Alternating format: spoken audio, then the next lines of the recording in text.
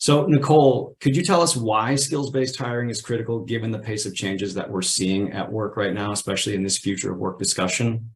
Sure, absolutely. The very core of work is changing so dramatically. It's just bringing significant changes to the skills that are required for individuals to be successful over time. I read a book recently called The Adaptation Advantage, and there was one point made in that book that really stuck with me. And that is that the rate of change will never be slower than it is today. So let's just let that wash over us for a moment. I think we probably all feel like things are changing at an incredible pace. And the reality is the rate of technological change is exponential. And so that could feel a little bit overwhelming, but thankfully there are some models and ways of thinking about this evolution that help us kind of put some order to it and start our thinking around how we might approach adapting to this ever-changing world. So one model in particular that I found to be particularly helpful was put out by SHRM. It's their model on the future of work, and it really is made up of three components. First, how work is accomplished. So we've already touched on the impacts of automation, robotics, generative AI. These tools are coming to help us augment work in roles that have kind of been free of it for some time, right? Like we know that the world of manufacturing, for example, this is not new. Automation has been affecting those types of roles for a long, long time. But with the introduction of generative AI, now kind of professional level knowledge workers in the very near future will be able to ask AI to draft a proposal or do things that were kind of unimaginable even a handful of years ago, right? The second component is who does the work. So there's more crowdsourcing. There's been a trend, especially for younger workers, toward gig work, a mix of part-time and full-time employees. We're seeing some older workers coming back into the workforce, people who are at or approaching retirement age coming back into the workforce. And then finally, when and where work is done.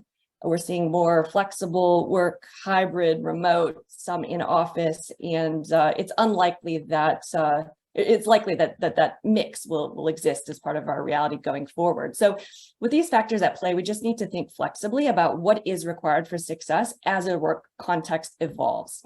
And just to give a couple examples, here at SHL, we've done research on digital transformation, and that work revealed that skills such as building relationships, influence are really crucial for success. So it's really about finding people who are able to make forward progress in more ambiguous types of situations.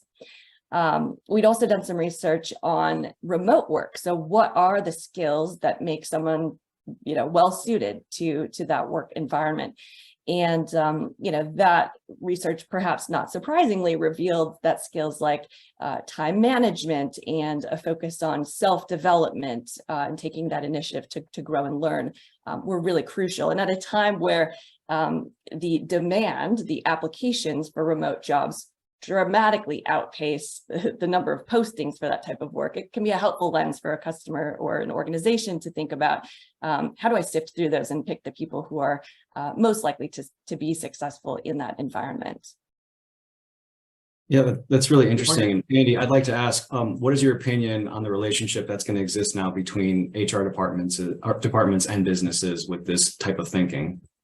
Yeah, I was just going to add, one of the things that we've noticed in working with our customers is that everything that Nicole just mentioned, maybe for the first time ever, has like business stakeholders running towards HR saying, I need some help. I'm drowning in all of this change. I don't understand necessarily the skills that I need to kind of drive the function forward, the business forward. And we haven't always had the most harmonious relationship between HR and business leaders. And I think this is a real moment in time that gives us an opportunity. We, HR practitioners, talent practitioners, we have tools that can help, I think important tools that can help set some definition to skills profiles and like the various ways that we can align talent strategies to kind of help our business partners move things forward. And they're more receptive to that help than ever before. So we should be taking full advantage.